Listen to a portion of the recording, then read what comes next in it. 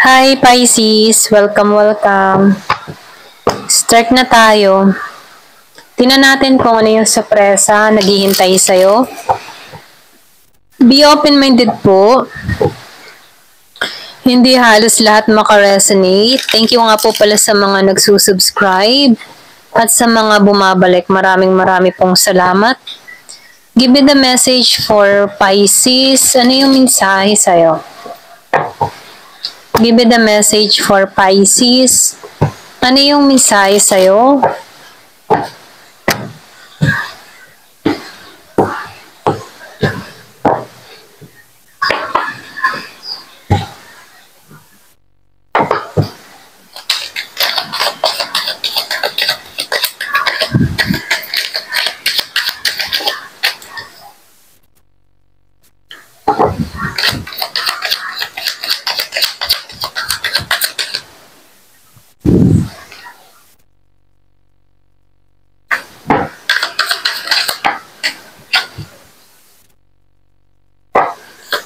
Nakikitaan ko dito, yung iba sa inyo, matalino ka magdesisyon, ano?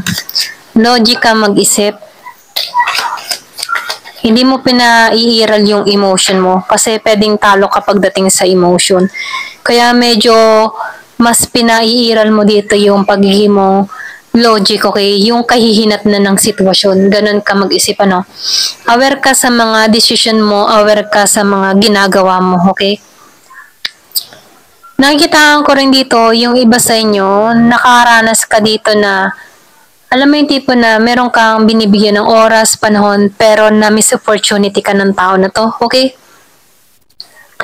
Pero ganun pa man, nakikitaan ko dito, nagiging kang matalino sa pagpapasya, okay, about sa tao na to, kaya mas nagiging kang wais na sa panahon ngayon, ano? Meron kang mga kinat dito, or meron kang mga tinatanggalan, meron kang winawaksi sa mga desisyon na kinakaharap mo.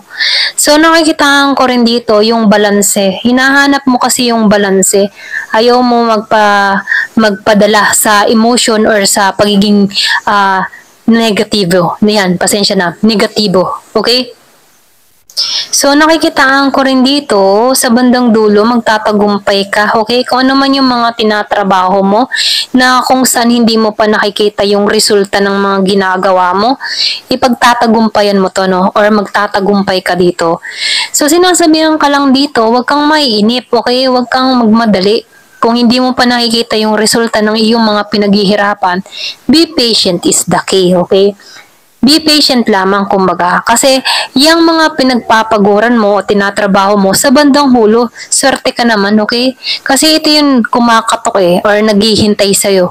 Yung tagumpay, okay? So, tingnan pa natin.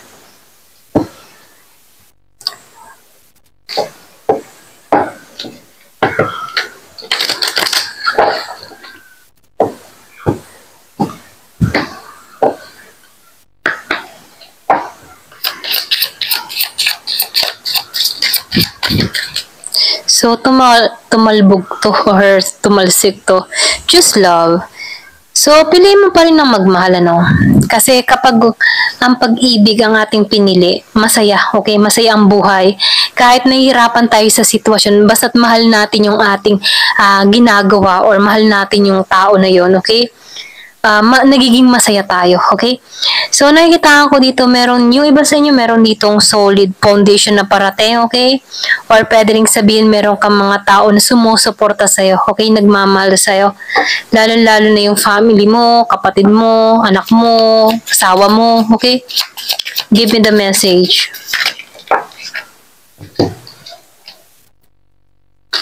Listen, so makinig ka din, ito lang yung mensahe, no? Kapag meron nagpapayo or nag-a-advise sa'yo, at ito'y para lang sa ikabubuti mo, so makinig ka. Kung maganda naman yung sinasabi sa'yo, pakinggan mo, okay? Dahil wala namang mawawala kung pakikinggan mo to, okay? So nakikitaan ko rin dito, meron dito magbabaka sakali sa'yo or susugal muli.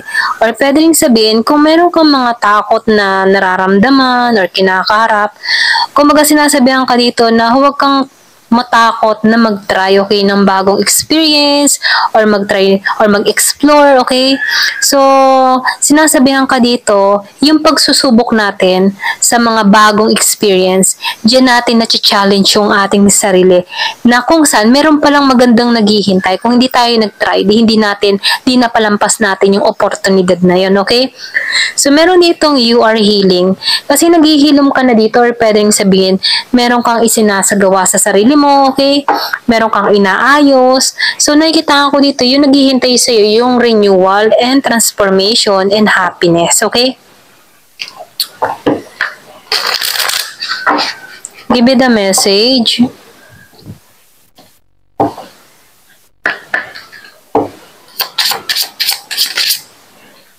So, meron ka dito na step out your comfort zone.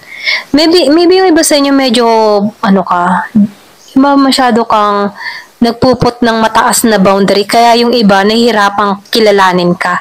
So, ito na rin yung time para ibaba mo rin yung iyong comfort zone, ano? Wala namang masama na mag-try, mag-experience ng bago, okay?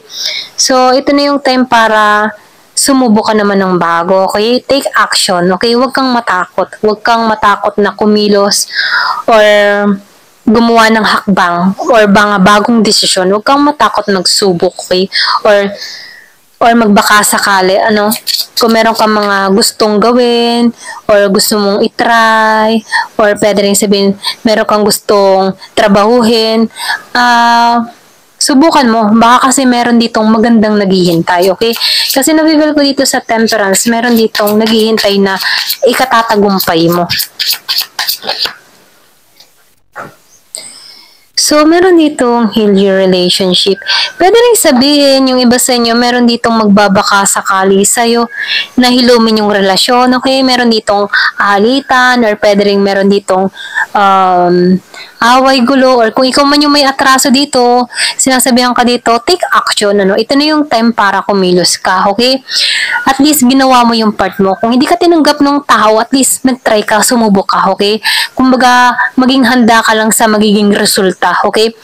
So, ito na yung time. Kung ikaw naman dito ay medyo defensive, So, ito na yung time para ibababa mo naman din yung iyong boundary, okay? Para naman nang sa ganon, meron pang mga tao na gusto kang kilalanin, makapasok sa buhay mo, okay? So, ito na yung time para balance lang, okay? Give me the message.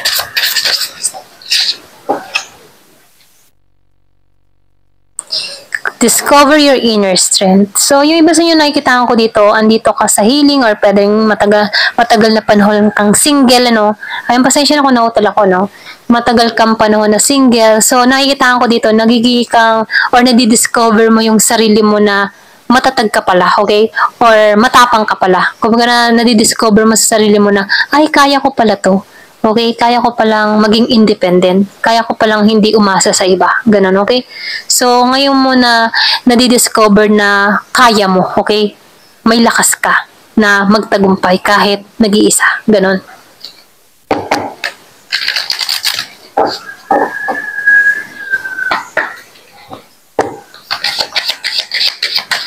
Ay! So, perseverance dito, So, merong bittersweet.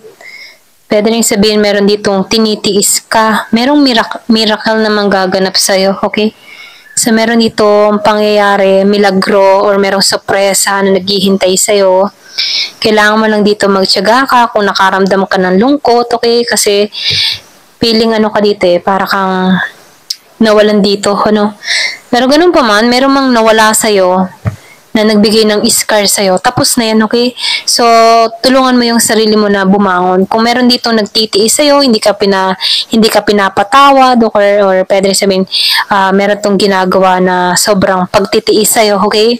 Kahit gusto ka, tinitiis ka naman, bigyan mo muna ng space tong tao na to para makapag-isip-isip, makapagnilay-nilay kung tama pa ba yung ginagawa niya sa'yo, okay?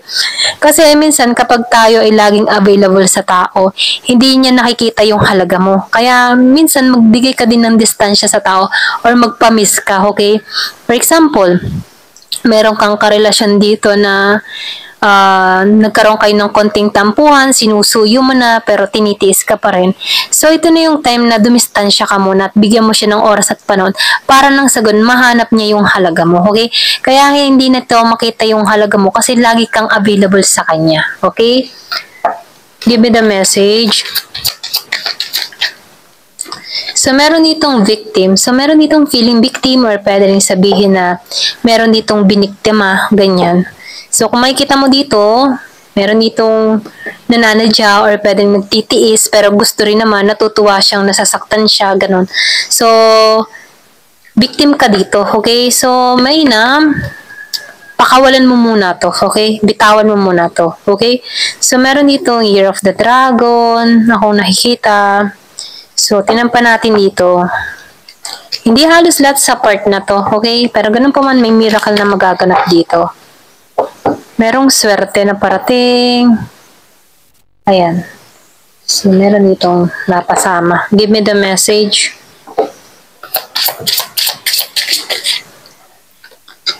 So, whip. Meron ditong whip. So, nakikita ko dito, meron kang aalisan, meron kang cleansing na gagawin, or meron kang babaguhin sa sarili mo. Okay? So, meron ditong love. Di ba sa inyo may love na parating? Kung meron kang kadiling dito na Scorpio, Cancer, and Pisces, meron parating na love. So, meron pinanganak ng 24-11. Wow, fox. So, merong sneaky energy. Laging lumalabas to kay Pisces, sneaky energy. May kaaway ka ba? Kasi nakikita ko dito, pwedeng merong naiingit sa'yo, may nagagalit, or meron nakasubayway sa'yo, okay? Ito lang yung nakikita ko, laging lumalabas ang sneaky energy.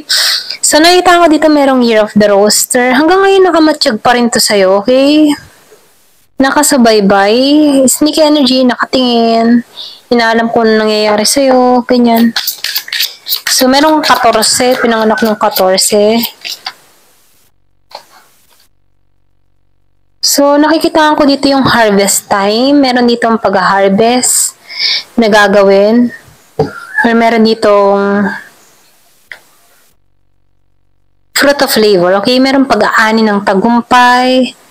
So, meron kang sinasagawa dito na nagtatagumpay. Ito na yung umpisa ng tagumpay. Okay, so nabifeel ko dito yung kasaganahan. Okay, dun sa iba. Meron pinanganak ng G's, 14, 24, at 11. Ayan. Thank you for watching. Love and peace.